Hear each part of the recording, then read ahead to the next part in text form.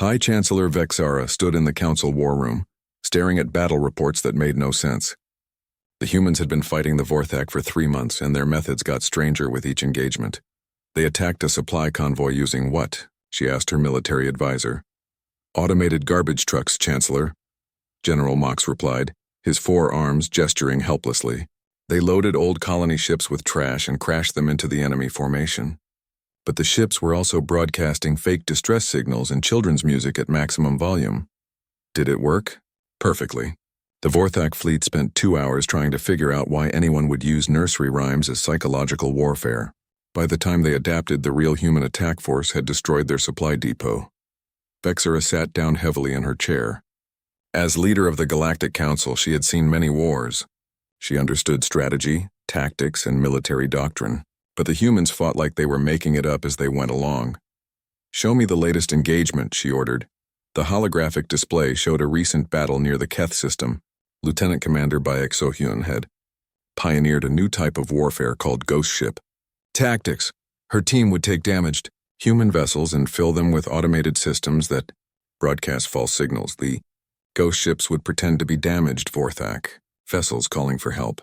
When enemy fleets arrived to assist, they would find human fighters hiding inside fake debris fields. But instead of immediately attacking, the humans would often just wait. They sat there for 8 hours doing nothing, General Mox explained. The Vorthak kept scanning for threats that weren't there. Their stress levels increased to dangerous levels because they couldn't understand why the humans weren't attacking. Psychological warfare, Vexara realized. More than that, they're teaching the Vorthak to fear things that don't exist. The door to the war room opened and Dr. Zine entered with a datapad full of reports. She had been studying human tactics for weeks, trying to understand their methods. Chancellor, I think I know why the humans are so effective, she said. It's not just their weapons or tactics. It's their entire approach to conflict. She activated a display showing human battle communications. Unlike Council military channels, which were formal and precise, human communications were chaotic and emotional. Listen to this. Dr. Zine played an audio recording from a recent battle. Jung, your ship is on fire. I know, isn't it awesome? Did you just ram a Vorthak cruiser with a mining ship? It seemed like a good idea at the time. Are you insane? Probably. Want to try it? Vexara listened in amazement. The humans talked like they were enjoying themselves in the middle of deadly combat. They celebrated successful retreats as much as victories. They seemed to view war as a challenging game rather than a life-or-death struggle. They're not just fighting the Vorthak, Dr. Zine explained. They're having fun doing it. That's something the Vorthak intelligence cannot understand or adapt to. General Mox pulled up tactical reports. The Vorthak have tried to counter human strategy 612 times. Every adaptation fails because the humans immediately switch to something completely different. Like what?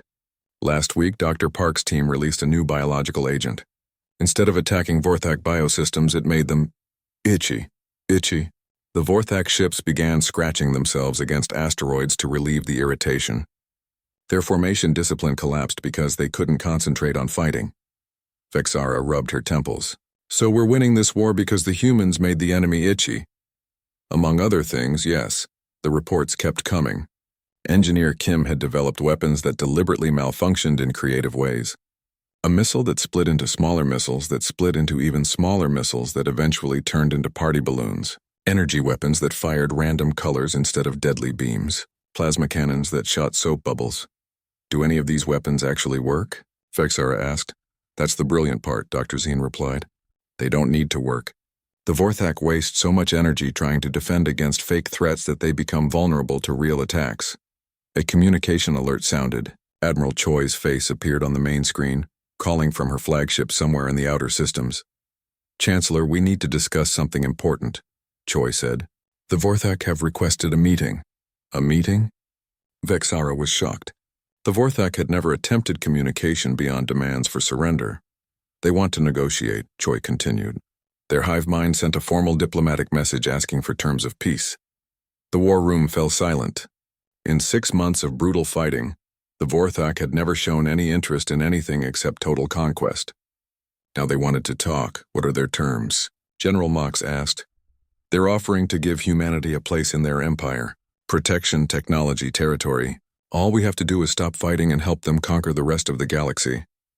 Vexara felt her blood run cold.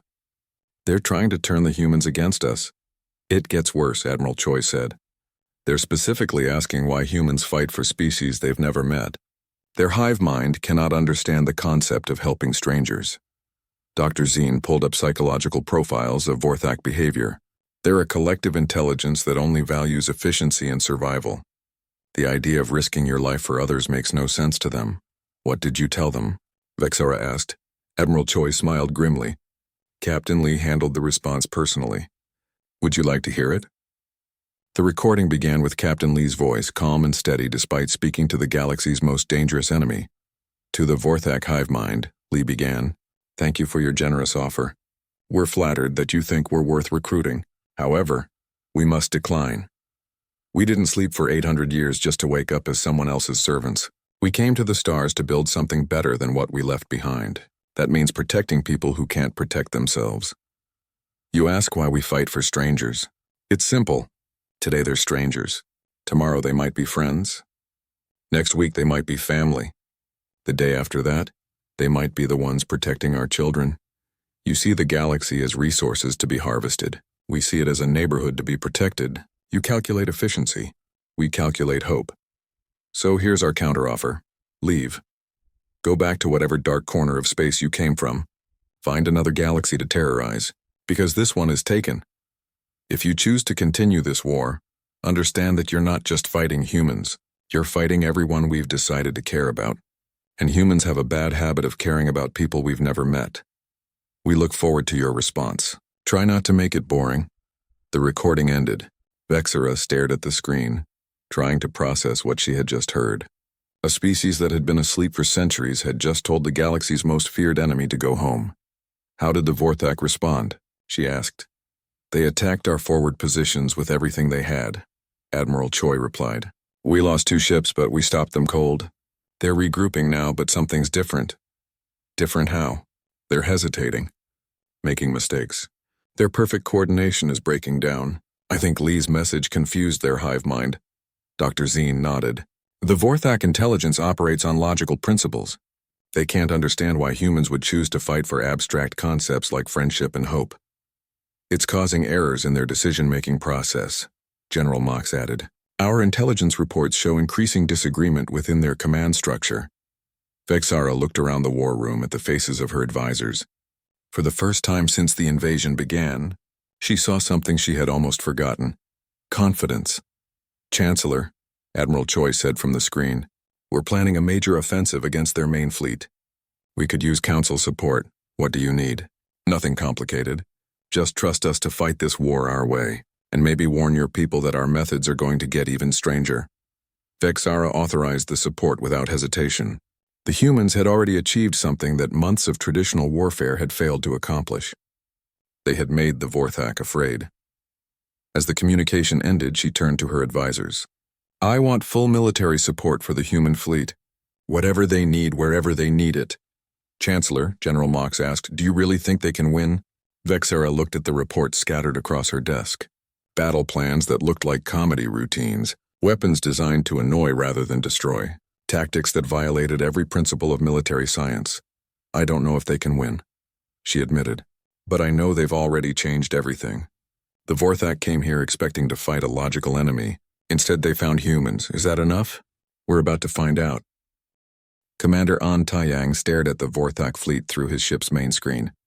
50 enemy vessels hung in space like giant metal spiders, their biomechanical hulls pulsing with dark energy. Each one was larger than his converted colony ship and covered in weapons that could destroy planets. "Sir, they're scanning us," his weapons officer reported. "The Vorthak computers are analyzing our ship design and defensive capabilities." "Perfect," An said with a grin. "Let them analyze. They're about to get very confused." The human battle plan was unlike anything in military history. Instead of meeting the enemy with organized formations, the 13 colony ships had scattered across the system. They looked disorganized and panicked, like frightened civilians trying to escape. Admiral Choi's voice came over the communication system. "All ships begin Operation Madness on my mark. Remember, nothing we do should make sense to a logical enemy." An's ship, New Guangzhou, suddenly accelerated toward the Vorthak fleet at maximum speed. The enemy vessels responded exactly as predicted, moving to intercept what appeared to be a desperate ramming attack. "Sir, they're locking weapons on us," the tactical officer announced. "Good, wait for it." On watched as the distance closed. The Vorthak ships powered up their energy weapons, preparing to destroy the human vessel before it could reach them. Now, unshouted New Guangzhou suddenly exploded, but instead of fire and debris, the ship released millions of pieces of scrap metal, old machinery, and random junk that had been loaded into cargo bays. The explosion was fake, created by emergency systems designed to make the ship look destroyed. The real ship was hidden inside the cloud of debris, its engines shut down and hull painted to look like wreckage. Around it, dozens of small fighter craft emerged from hidden launch bays, using the junk cloud as cover. The Vorthak computers tried to make sense of what they were seeing. Their sensors detected a destroyed ship, but also detected weapons fire coming from the debris field. Their logical programming couldn't understand how a destroyed vessel could still be fighting. Flight leader Yang Hyerin led her squadron of converted mining ships through the confusion. Instead of attacking the Vorthak hulls, which were heavily armored, her pilots targeted sensors and communication arrays with kinetic weapons. "Remember, we're not trying to destroy them," she told her pilots. "We just want to make them blind and confused." Her ship fired a salvo from its debris cannon, launching a cloud of metal scraps and old tools at incredible speed. The Vorthak point defense systems tried to shoot down the incoming projectiles, but there were too many random pieces for the computers to track. The scrap metal tore through sensor arrays and communication dishes.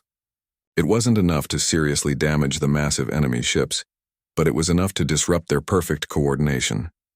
"Direct hit on enemy communications," one of Zhang's pilots reported. "They're trying to adapt their systems, but every piece of junk hit them differently." The Vorthak adaptive technology was designed to counter specific threats. When hit by energy weapons, it would develop better shields. When attacked by missiles, it would create better point defenses. But the human attack wasn't using specific weapons. It was using random garbage. Dr. Park's Biological Warfare Division chose that moment to launch their own surprise. Modified bacteria that had been developed from Earth organisms was released into space around the Vorthak ships. The bacteria couldn't survive in the vacuum of space under normal conditions. But these weren't normal bacteria. They had been modified with crystalline structures that allowed them to remain dormant until they contacted organic material. When the microscopic organisms reached the biomechanical hulls of the Vorthak ships, they came to life. Instead of trying to kill the alien tissue, they simply made it behave strangely. Vorthak weapons began firing at random targets. Their navigation systems started calculating flight paths to nowhere. Biomechanical sensors began reporting that they were detecting non-existent threats. "What's happening to their fleet?" Dr. Zine asked from her observation ship. "Controlled chaos," Dr. Park replied. "The bacteria aren't destroying their systems, just making them work incorrectly. Their computers can't adapt to random malfunctions." The Vorthak fleet tried to retreat and regroup, but their navigation systems were now unreliable. Some ships turned left when they meant to turn right. Others accelerated when they tried to brake. Commander An brought New Guangzhou out of the debris field, its hull scarred but intact. The fake explosion had worked perfectly. His ship opened fire with conventional weapons while the enemy was still trying to understand what had happened. "Sir, they're trying to communicate with each other," the communications officer reported. "But their signals are getting scrambled by the bacterial infection." The battle continued for 6 hours. The humans used every dirty trick they could think of. Ships pretended to surrender, then attacked when the Vorthak approached. Fighters launched clouds of reflective chaff that confused enemy sensors. Mining lasers were used to cut through armor in patterns that the adaptive systems couldn't predict. Engineer Kim's most ridiculous weapon proved surprisingly effective. The gravel gun fired handfuls of small rocks at high speed. The Vorthak computers tried to calculate defense algorithms for each individual rock, causing their processing systems to overload. "This is insane," Lieutenant Commander Baek So-yun muttered as she watched the battle unfold. "We're fighting with garbage and getting bacteria to confuse their computers. Is it working?" Admiral Choi asked. "Yes, but I have no idea why." The answer came from Dr. Park's analysis of captured Vorthak technology. Their adaptive systems are designed to counter logical threats. When they detect energy weapons, they adapt energy shields. When they see missiles, they adapt point defenses. But what happens when they can't categorize the threat? Captain Lee asked. They try to adapt to everything at once, Park explained. Their systems get confused and start making random changes. It's like trying to solve a math problem when someone keeps changing the numbers. The Vorthak fleet finally managed to retreat, but they left behind 3 damaged ships. For the first time since the invasion began, the enemy had been forced to withdraw from a battle. News of the human victory spread quickly through Council space. Species that had been preparing for extinction suddenly found hope. The Vorthak could be beaten even if the methods didn't make sense. How did you do it? High Chancellor Vexera asked during a video conference with the human commanders. We fought dirty, Captain Lee replied honestly. We used weapons that don't work properly, tactics that violate military doctrine, and strategies that hurt our own forces as much as theirs. That sounds inefficient, Vexera pointed out. Inefficiency is the point, Admiral Choi explained. The Vorthak are perfectly efficient. They can't understand or adapt to perfect inefficiency. The victory came at a cost. New Gwangju had suffered significant damage, and several human pilots had been lost when their fighters were overwhelmed. But the psychological impact was enormous. The galaxy's most advanced military force had been outfought by converted colony ships using scrap metal and modified bacteria. Commander An looked at the damage reports and smiled grimly. Sir, what's our next target? The Vorthak supply lines, Captain Lee replied. They're probably trying to figure out what went wrong. Let's not give them time to think. The human fleet disappeared back into the nebula, leaving behind confused enemy forces and renewed hope for the galaxy. For the first time in months, the Vorthak had faced an enemy they couldn't understand. In their hive mind, the alien intelligence struggled to process what had happened. Their perfect military machine had been defeated by chaos and randomness. For creatures that valued logic above all else, this was a terrifying new development. The humans had introduced something the Vorthak had never encountered before, the concept that sometimes the best strategy was to have no strategy at all. Captain Lee Jiho felt like his body was made of ice and fire at the same time. The cryogenic revival process always hurt, but 800 years of sleep made it worse. Every muscle ached as medical systems checked his vital signs and pumped stimulants into his bloodstream. Welcome back, Captain, the ship's computer said in a calm voice. Please remain still while we complete the revival process. Lee tried to speak, but his throat felt like sandpaper. A medical robot moved a tube to his lips and fed him warm liquid that tasted terrible, but made him feel more human.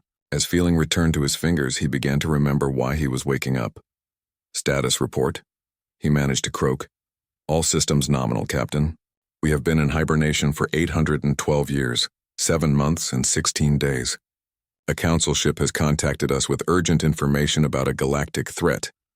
The memories came flooding back. Earth dying from pollution and war. The desperate construction of colony ships to carry humanity to the stars. The detection of something dangerous coming from outside the galaxy. The decision to hide in the dark and wait. How many are awake? Lee asked. Command staff on all 13 ships are being revived now. The general population remains in cryogenic sleep pending your orders. Lee slowly sat up on the medical table. Through the small window, he could see the other colony ships floating in the nebula like sleeping whales. Each ship carried 1 million people who had trusted their leaders to keep them safe during the long sleep.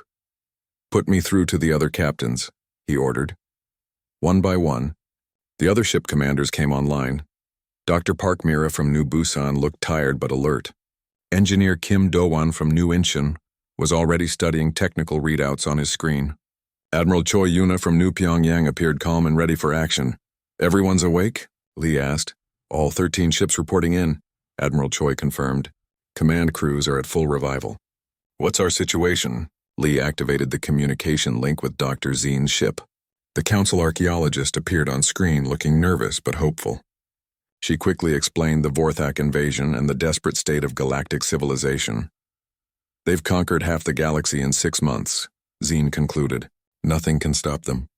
They adapt to every weapon, counter every strategy.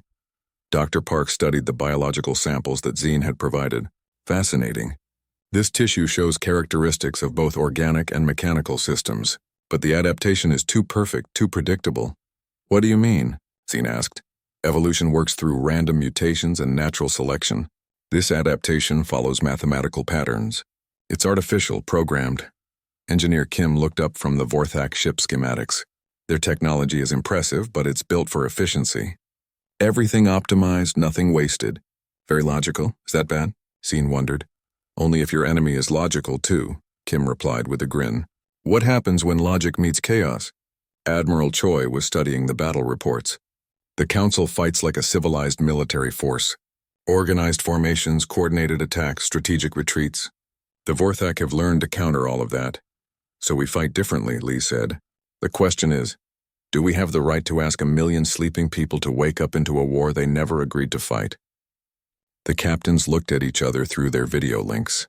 They had all volunteered to lead these ships to make the hard decisions that would ensure humanity's survival, but this decision was bigger than anything they had planned for. We could run, Dr. Park said quietly. Take our people to the Galactic Rim, find empty worlds, build new colonies, and live knowing we could have helped save billions of lives?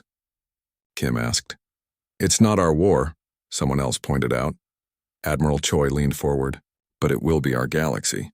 If the Vorthak win here, they'll eventually find us. Better to fight them now while we have allies. Even if we fight, we might lose, Lee said. We're 13 colony ships against an empire that's conquered hundreds of worlds. We're also crazy humans who've been sleeping for 800 years and just woke up angry, Kim pointed out. That has to count for something.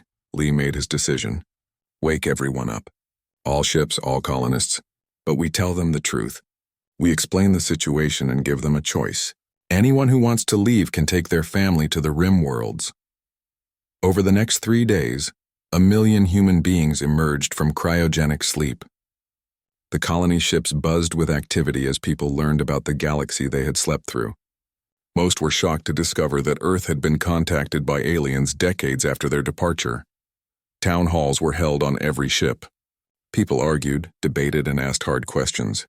Some wanted to flee to safety. Others demanded revenge against the Vorthak for threatening the peaceful galaxy their children would inherit. Captain Lee addressed the population of New Sol through the ship's communication system. I won't lie to you, he said. This enemy is dangerous. They're stronger than us, more advanced than us, and they've beaten every other species in the galaxy.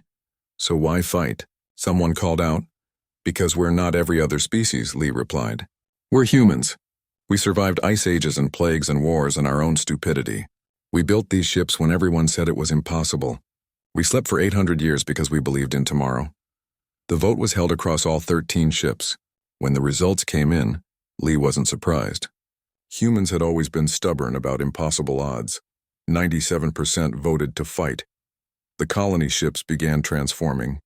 Manufacturing systems that had been idle for centuries roared back to life. Mining equipment was converted into weapons. Hydroponics bays were turned into biological research labs. Children's playgrounds became training areas for zero-gravity combat. Dr. Park's team began developing biological weapons unlike anything the galaxy had ever seen. Not diseases designed to kill, but organisms designed to confuse and disrupt. Bacteria that would make Vorthak biosystems behave unpredictably. Viruses that would cause their adaptive technology to adapt in wrong directions. Engineer Kim's people worked on kinetic weapons that violated every principle of modern warfare. Instead of precise guided missiles, they built systems that could launch thousands of random projectiles, debris cannons that fired scrap metal, gravel guns that shot handfuls of small rocks at incredible speeds.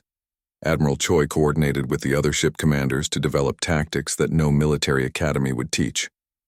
Fake retreats that turned into ambushes, suicide runs that were actually elaborate tricks, battle plans that changed randomly in the middle of fights. The Vorthak learned from patterns, she explained to her officers. So we don't use patterns. We make it up as we go along. Lieutenant Commander Baek So-hyun, one of Choi's tactical officers, raised her hand. Admiral, with respect, that sounds completely insane. Good, Choi replied. If it sounds insane to us, imagine how it will sound to them. As the human fleet prepared for war, Dr. Zine watched in amazement. The Council's finest scientists worked for decades to develop new weapons. The humans were creating impossible technologies in a matter of days. How are you doing this so fast? She asked Dr. Park. Because we're not trying to make perfect weapons, Park replied. We're trying to make weapons that don't make sense. That's much easier. The 13 colony ships began moving toward the battle zone. Behind them, They left the nebula where humanity had slept for centuries. Ahead of them lay an enemy that had never lost a battle. But as Captain Lee watched his people prepare for war, he felt something he hadn't experienced in 800 years. Hope. Not because they were stronger than the Vorthak, but because they were different. The galaxy was about to learn what happened when logic met chaos, when efficiency faced stubbornness, and when an unstoppable force encountered an unmovable species that was too crazy to know when to quit. Dr. Zeen's ship drifted through the Widow's Veil Nebula, its sensors barely able to see through the thick clouds of gas and dust. She had been searching for 3 weeks, following corrupted star charts and fading energy signatures. Her crew was tired and their supplies were running low. "Doctor, we're picking up something strange," her pilot, Lieutenant Kex, called from the front of the ship. "There's a power signature ahead, but it's old. Really old." Zeen moved to the sensor station and studied the readings. The signature was weak but steady, like something had been running on minimal power for centuries. "Set course for the signal. And be careful. We don't know what we'll find." As they moved deeper into the nebula, more signals appeared on their screens. First one, then 5, then a dozen. The readings showed massive objects floating in the darkness, each one several kilometers long. "Are those ships?" Kex whispered.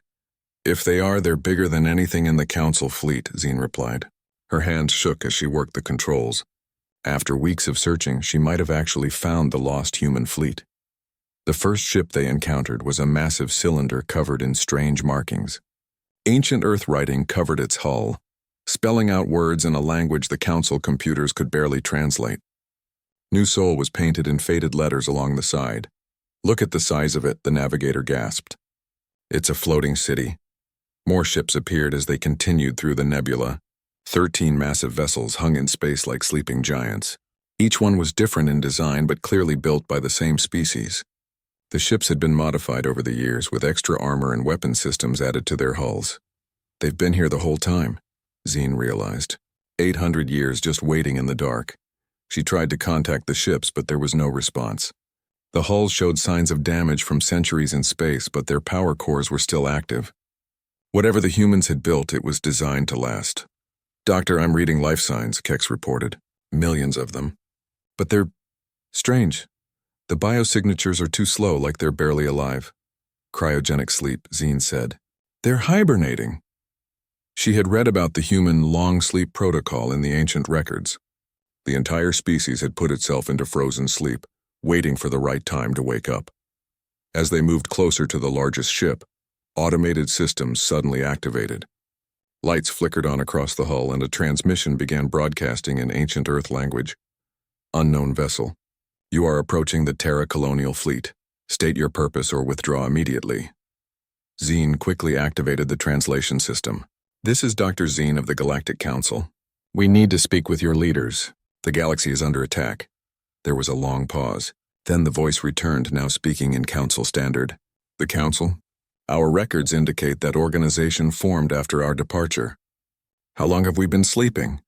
800 years, Zeen replied. "Please, we need help. An alien force called the Vorthak is destroying everything." Another pause. "Stand by. We are waking command staff." Lights began appearing across all 13 ships as systems that had slept for centuries came back online. Zeen watched in amazement as the massive vessels slowly awakened. Docking bays opened, weapons powered up, and communication arrays extended. Hours passed before a human voice came over the radio. "This is Captain Lee Jiho of the colonial ship New Sol. Doctor, I need you to explain what's happened to our galaxy." Zeen spent the next day briefing the human captain on 8 centuries of galactic history. She told him about the Council, the hundreds of species that had joined together, and the peace that had lasted for thousands of years. Then she told him about the Vorthak. "Show me the battle recordings," Captain Lee requested. Zeen transmitted video files from recent battles. The recordings showed Vorthak ships tearing through Council fleets like they were made of paper. The alien vessels adapted to every weapon, learned from every tactic, and never showed mercy. "Interesting," Lee said after reviewing the data. "They fight like machines. Perfect coordination, logical responses, no wasted effort. Our best tacticians can't find any weaknesses," Zeen admitted. "They adapt too quickly. Every strategy fails within hours." "That's because you're fighting them like civilized beings," Lee replied. But these Vorthak aren't civilized. They're predators, and predators have weaknesses. Over the following days, more humans began waking up. Dr. Park Mira, a biologist, studied samples of Vorthak technology that Zine had brought. Engineer Kim Do-won examined the alien ship designs. Admiral Choi Yuna reviewed battle tactics with her command staff. The Vorthak are too perfect, Captain Lee explained to his officers. They adapt to logical threats and respond to predictable tactics. But what happens when they face something completely illogical? Dr. Park had been working on the Vorthak biosamples for 3 days straight. These organisms are fascinating, she said. They're part machine, part living tissue. But they follow very specific genetic patterns. If we could disrupt those patterns, could you create a biological weapon? Admiral Choi asked. Maybe, but not the kind you're thinking of. The Vorthak would adapt to any normal virus or bacteria. We'd need something completely unexpected. Engineer Kim had been studying the Council's weapon technologies. Your people fight with energy weapons and guided missiles, he told Zine. Very advanced, very precise. But what about simple kinetic weapons? Just chunks of metal moving really fast? That's primitive, Zine protested. Modern shields can stop kinetic projectiles easily. Can they stop 1,000,000 kinetic projectiles all at once? Kim asked with a smile. As the humans continued to wake up and study the situation, they began to form a plan. It wasn't like anything the Council had tried. It was chaotic, dangerous, and completely insane. You want to fight the most advanced enemy in galactic history with scrap metal and modified bacteria? Zine asked. Not just fight them, Captain Lee replied. We want to confuse them. The Vorthak adapt to threats they understand, but they can't adapt to threats that don't make sense. Admiral Choi pulled up star charts showing the current battle lines. The Council forces are falling back toward the core worlds. We have maybe 4 months before the Vorthak reach Nexus Prime.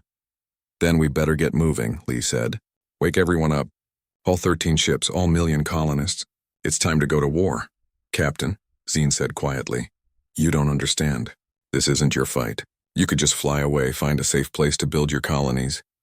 Lee looked at her with tired but determined eyes. Doctor, we've been asleep for 800 years.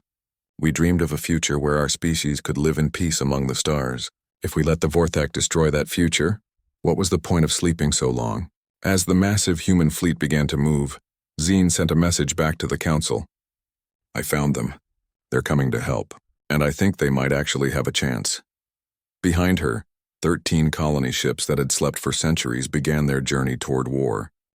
The stars burned across the galaxy as the Vorthak Empire swept through space like a living nightmare. Their black ships moved through the darkness, each one as large as a moon and covered in writhing metal that seemed alive. Where they passed, entire star systems went dark. Admiral Therox stood on the bridge of his flagship watching his home world die. The green forests and blue oceans of Zenthari Prime turned gray as Vorthak ships drained the life from everything they touched. His fleet of 300 ships had been cut down to 12 in just 3 hours of fighting. Admiral, our weapons have no effect, his communications officer reported. Every time we hit them, their armor changes. It learns from our attacks. Therox closed his 4 eyes and felt the weight of failure. The Galactic Council had trusted him to protect the Outer Rim territories. Now 27 worlds were ash and millions of beings were dead or enslaved. The Vorthak had appeared from the void between galaxies 6 months ago. No one knew where they came from or why they attacked. They simply arrived, conquered, and moved on. Their technology was unlike anything the galaxy had ever seen. It was part machine, part living tissue, and all nightmare. On Nexus Prime, the council chambers erupted in panic. Representatives from hundreds of worlds shouted over each other in dozens of languages. The Vorthak were winning every battle and no one knew how to stop them. Order! Order! High Chancellor Vexara slammed her staff against the crystal floor. The noise echoed through the massive dome where the council met. We must think clearly. Think clearly? Ambassador Krell of the Hive World stood up, his insect-like body trembling with fear. My people are being harvested for food. 20 billion souls consumed in a single day. The Vorthak adapt to everything we throw at them, added General Mox from the warrior clans. Energy weapons, kinetic missiles, plasma charges, they learn and counter within minutes. It's like fighting an enemy that gets stronger with every hit.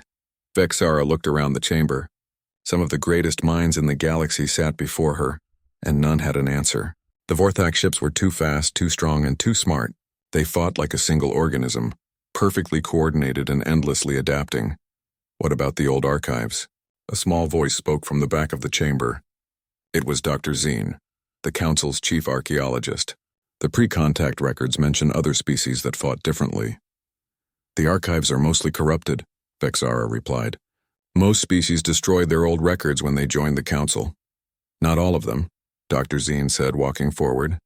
Her blue skin was pale with exhaustion. She had been working without sleep since the attacks began. There are fragments, stories about a species that disappeared before the Council was formed. The chamber grew quiet. Even in their panic, the Council members were curious. Dr. Zine activated a holographic display that showed corrupted data files and partial star charts. They called themselves humans, she continued. The records are incomplete, but they were from a small world in the outer spiral. They had primitive technology but advanced space travel capabilities.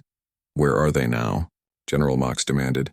If they could help us fight, why haven't we found them? Because they vanished, Dr. Zine said. 800 years ago, they launched massive colony ships toward the galactic edge. Then all contact stopped. Most believe they died in the void. Great, Krell muttered. So they're probably extinct. Maybe not, Dr. Zine pulled up more data. The fragments mentioned something about a long sleep protocol. The humans detected something approaching from outside the galaxy. They may have hidden themselves on purpose. Vexara studied the display. The data was old and broken, but it showed the approximate direction the human ships had traveled. What made them different? Why would they succeed where we fail? Dr. Zine hesitated. The records are disturbing. Humans apparently fought wars against their own species for thousands of years. They had a concept called total war, where they would completely destroy their enemies rather than accept defeat. Savages, someone whispered. Perhaps, Dr. Zine agreed, but effective savages. They also had something else. They refused to surrender. Even when facing impossible odds, they would keep fighting until they died. The council chamber fell silent again. The idea of finding help from a primitive, violent species was not appealing, but as reports came in of more worlds falling to the Vorthak, desperate times called for desperate measures. How long would it take to find them? Vexara asked. Months, maybe years, Dr. Zine admitted. The coordinates are incomplete and we'd have to search a nebula cluster where sensors don't work well. We don't have years, General Mox said. At their current rate, the Vorthak will reach the inner worlds in 6 months. Then we need to buy time, Vexara decided. Dr. Zine, take a fast ship and find these humans. The rest of us will try to slow the Vorthak advance.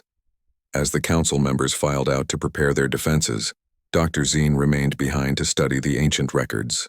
The human data was strange and violent. They had fought with weapons that poisoned entire worlds. They had destroyed their own cities rather than let enemies capture them. They had even sent missions into their own star to prevent alien invasion. But they had also shown incredible loyalty to each other. Humans would sacrifice themselves to save strangers. They would fight hopeless battles to protect the weak.